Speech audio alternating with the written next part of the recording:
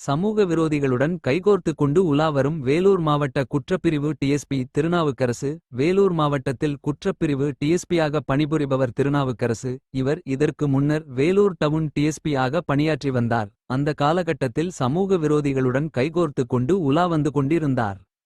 குறிப்பாக வேலூரில் தாதா பனந்தோப்பு சேட்டுவிடும் இணக்கமாக இருந்து கொண்டு அவரிடம் மாதம் ரூ.2 லட்சம் வரை காட்டன் சூதாட்டம் நடத்த கையூட்டு பெற்று வந்ததாக கூறப்படுகிறது.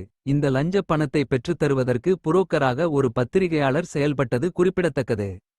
பத்திரிகையாளரால் ஒன்றும் செய்ய இயலாது என்று நாங்கள் காட்டுகிறோம் என்று இப்படி அராஜகத்தில் ஈடுபட்டவர்தான் இந்த டிஎஸ்பி திருநாவுக்கரசு. அத்துடன் செல்லும் இடமெல்லாம் தினமும் ஒரு இளம்பெண்ணுடன் உல்லாசமாக இருக்க ஆசைப்பட்டு கிருஷ்ணமூர்த்தியிடம் சொல்லி ஆங்காங்கே உள்ள தங்கும் விடுதிகளில் எல்லாம் சென்று இவர் ஜல்சா செய்து வந்தது குறிப்பிடத்தக்கது. இப்படி இவரது பெயர் வேலூர் மாவட்டம் முழுவதும் நாறிக்கொண்டுள்ளது என்று சமூக ஆர்வலர்களும் பொதுமக்களும் கூறிக்கொண்டு வருகின்றனர். ஆனால் இவர் தனக்கு உடல்நிலை சரியில்லை, என்னால் வெளி மாவட்டத்திற்கு சென்று பணியாற்ற முடியாது, என்னை உள்ளூரிலேயே ஏதாவது ஒரு பணி அமர்த்தி என்னை இங்கேயே இருக்க விடுங்கள் என்று கேட்டுக்கொண்டு ஓய்வு பெற்ற டிஜிபி சங்கர் ஜூவாலை நேரில் சந்தித்து கோரிக்கை விடுத்தார். இந்த கோரிக்கையை நிறைவேற்றும் விதமாக ஓய்வு பெற்ற டிஜிபி சங்கர் ஜூவால் அவரை வேலூர் மாவட்ட குற்றப்பிரிவு டிஎஸ்பியாக பணி நியமனம் செய்தார். இல்லையென்றால் இவர் விழுப்புரம் மாவட்டம் விக்கிரவாண்டி சரகத்திற்கு டிஎஸ்பியாக சென்றிருக்க வேண்டும். இவ்வாறாக காவல்துறை உயர் அதிகாரிகளையும் ஏமாற்றி அவர்களுக்கு அல்வா கொடுத்து இவர் காரியத்தை சாதித்து வந்துள்ளார். இப்போதும் சாதித்து வருகிறார் என்பது குறிப்பிடத்தக்கது. இதுவெல்லாம் வடக்கு மண்டல ஐஜி அஸ்ரா கார்க்கிற்கு தெரியுமா தெரியாதா என்பது சிதம்பர ரகசியமாகவே உள்ளது. இனி திருநாவுக்கரசின் சூழ்ச்சுமங்கள் தெரிந்தும் காவல்துறை உயர் அதிகாரிகள் நடவடிக்கை எடுக்காமல் இருந்தால் வேலூர் மாவட்டத்தை ஆண்டவனாலும் காப்பாற்ற முடியாது. காட்டன் சூதாட்டம், விபச்சார விடுதி, கள்ளமது, கஞ்சா உள்ளிட்ட என்னென்ன சமூக விரோத செயல்கள் உள்ளதோ அனைத்துக்கும் இவர்தான் ஆசி வழங்கி அந்த தொழில்களை நடத்த சொல்கிறார் என்று சொன்னால் அது மிகையாகாது. விபச்சார அழகிகளை அழைத்துச் சென்று விபச்சார விடுதிகளில் மற்றும் சில வீடுகளிலும் விட்டுவிட்டு கணிசமான தொகையை பெறும் கிருஷ்ணமூர்த்தி இதுநாள் வரை கைது செய்யப்படவில்லை என்பது குறிப்பிடத்தக்கது. ஏனெனில் இவரை கண்டால் பயம். அதேபோன்று காவல்துறைக்கு திருநாவுக்கரசு டிஎஸ்பியை பார்த்தால் பயமாக உள்ளது போல இவரை விசாரணைக்கு உட்படுத்துவதேயில்லை. இவர் மீது எந்தவித நடவடிக்கையும் எடுக்கப்படாமல் இதுவரை அவர் தனி காட்டு ராஜாவாக சுற்றித் திரிகிறார் என்பது குறிப்பிடத்தக்கது.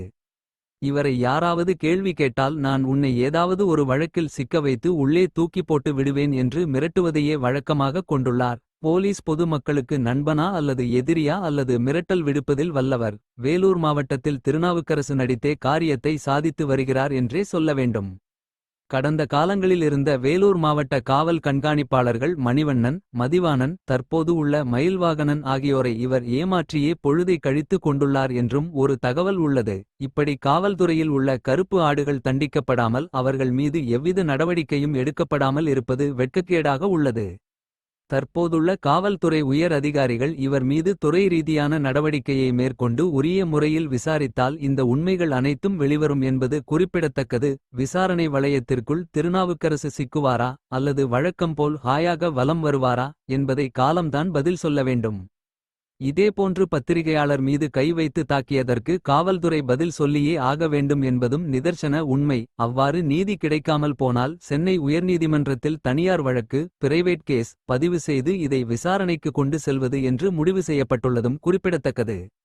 இதற்கெல்லாம் முத்தாய்ப்பாக விபச்சார அழகிகளை அழைத்து செல்லும் ஆட்டோ டிரைவர் கிருஷ்ணமூர்த்தி என்பவர் வேலூர் சித்தேரி பகுதியில் குடியிருப்பது போல் இருந்து கொண்டு இளம் மொட்டுக்களை அழைத்து வந்து டிஎஸ்பி திருநாவுக்கரசுக்கு விருந்து படைத்ததாக ஒரு அதிர்ச்சி தகவல் உலா வந்து கொண்டுள்ளது குறிப்பிடத்தக்கது. இது சமூக ஆர்வலர்களுக்கும் பொதுமக்களுக்கும் இதைப்பற்றி நன்கு அறிந்தவர்களும் கூறி வருகின்றனர்.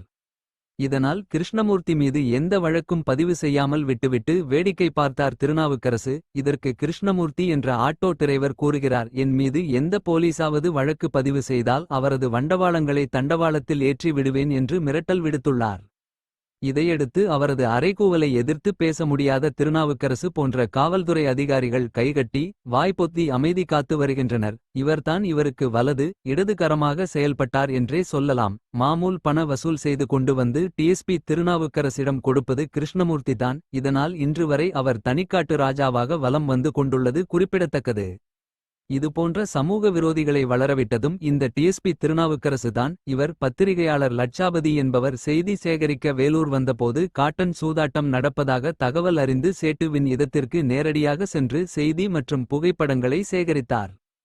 இதை அறிந்து கொண்ட சேட்டுவின் அடியாட்கள் மற்றும் சேட்டு உட்பட 20 பேர் சேர்ந்து லட்சாபதியை நையப்புடைத்து அதை வீடியோ எடுத்து அதை வலைதளங்களில் பதிவேற்றம் செய்தனர். இதனை சென்னையில் உள்ள பட்டாபிராமை சேர்ந்த ஒரு செய்தியாளரும் கொரட்டூரைச் சேர்ந்த ஒரு செய்தியாளரும் சென்னை உள்ளிட்ட பகுதிகளில் அந்த வீடியோ பதிவை வலைத்தளங்களில் பரவவிட்டு வேடிக்கை பார்த்தனர்.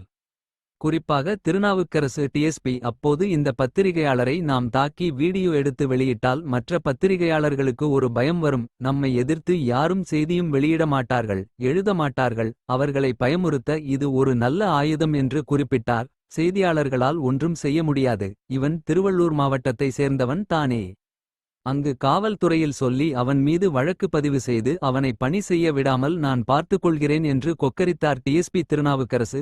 முதலாளி, நீங்கள் எதற்கும் கவலைப்படாதீர்கள், நான் இருக்கிறேன், காவல்துறை உங்களது காலடியில் என்று சொன்னார் டிஎஸ்பி திருநாவுக்கரசு. சமூக விரோதியாக வலம் வரும் சேட்டுவிடம் இந்த தகவல் ஒரு சக காவல் அதிகாரியால் கதை கதையாக கூறப்படுவது குறிப்பிடத்தக்கது. அந்த காவல்துறை அதிகாரி தனது பெயரை வெளியிட வேண்டாம் என்று கேட்டுக்கொண்டதால் அவரது பெயர் இங்கு வெளியிடவில்லை. இருந்தாலும் எதற்கு இந்த தகவல் வெளியிடப்படுகிறது என்றால் செய்தியாளர்கள் நாட்டின் 4வது தூண் என்ற நிலையில் உள்ளனர். ஆனால் அவர்களையும் அடித்து அதனை தோல் உரித்து வெளி உலகத்திற்கு காட்டினால் நம் மீது அவர்களுக்கு பயம் வரும். காவல்துறைதான் ரவுடியிசம் செய்ய வேண்டும்.